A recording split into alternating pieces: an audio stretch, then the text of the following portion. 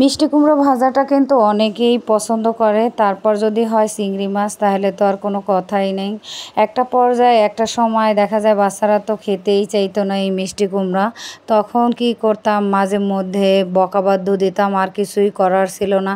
আসসালামু আলাইকুম, বিসমিল্লাহির রহমানির রহিম। আশা করি আমার এই ভিডিওটা যে যেখান থেকেই দেখতেছেন আল্লাহর রহমতে ভালোই আছেন, আর আলহামদুলিল্লাহ আমিও ভালো আছি। আজকে মিষ্টি কুমড়া রান্না করবো চিংড়ি মাছ দিয়া। আমি অনেক দিন ধরেই বাজারে যাইতে পারতেছি না, কারণ সময়ের খুবই অভাব, আর আগের মতো তেমন একটা বাজারে যাওয়া হয় না।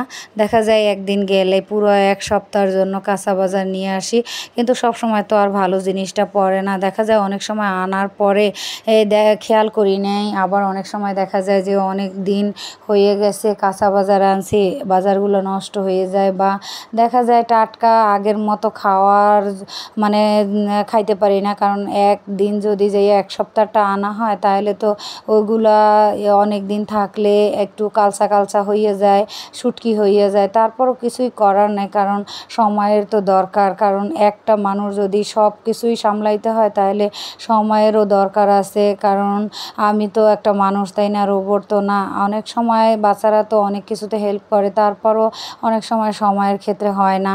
আজকে এই মিষ্টি কুমড়া তাও আবার একটা আপুর মানে মাধ্যমে আনাইছি, কিন্তু মিষ্টি কুমড়াটা মোটামুটি মাশাআল্লাহ দিলে ভালোই আছে। তো মাছের মতো একেবারে উল্টাই পাল্টাই খুব সুন্দর করে ভাইজে নিতেছি। তারপরে চিংড়ি মাছ দিয়ে খুব সুন্দর করে একেবারে ভুনা করে নিমু। আগে মিষ্টি কুমড়া ভাইজা যদি বাচ্চাদেরকে হাতে দিতাম তাহলে সেইটা ভালো খাইতো। এখন দেখা যায় অনেক সময় রান্না করলে একেবারে একটু কম ভাজা হইলে সেই দিন আর খাইতে চায় না। যাই হোক, সবজির ব্যাপারটা নিয়ে বাচ্চাদেরকে অনেক কমপ্লেন মানে শুনতে হয়।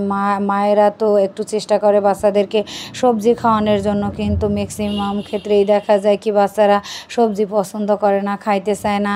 যেমন আমার ফ্যামিলির কথাই যদি আমি বলি, আমার বাচ্চারাই অনেক সময় দেখা যায় সবজি রান্না করলে ওরা পছন্দ করে না, খাইতে চায় না। মনে যদি চায় তাহলে একটু খায়, আর নাইলে খাইতেই চায় না। তো আগে আমি জোর করতাম, এখন আর জোর টোর করি না। কারণ দেখা যায় যখন বুঝবে তখন নিশ্চয়ই খাইবে। আর কোনো জিনিস জোর করে আর কি খাওয়ানো আমার কাছে ভালো লাগে না। আর কেন যেন মনে হয় কি যে জোর করে কয়দিন আর এরকম করা যায়। তবে মানে যতটুকু বোঝানোর দরকার অতটুকু বোঝাই। তারপরে যদি আরেকটু বড় হয় তাহলে নিজেরাই বুঝতে পারবে, এবং ওরা বুঝবে যে সবজি না খাইলে অনেক সময় অনেক পুষ্টির ঘাটতি হয় বাচ্চাদের। আর এই জিনিসগুলা তো সহজে ওরা বোঝে না, ওদেরকে বোঝানোর চেষ্টা করলেও অনেক সময় দেখা যায় বুঝতে চায় না। আমার মতো কিন্তু অনেক মায়েরা আছে যারা এরকম অনবরত চেষ্টা করে, কিন্তু দেখা যায় বাচ্চারা অনেক ক্ষেত্রে শোনে, আবার অনেক ক্ষেত্রে দেখা যায় বাচ্চারা শোনে না। কিছুই করার নাই। অনেক কথা শেয়ার করলাম। আল্লাহ হাফেজ।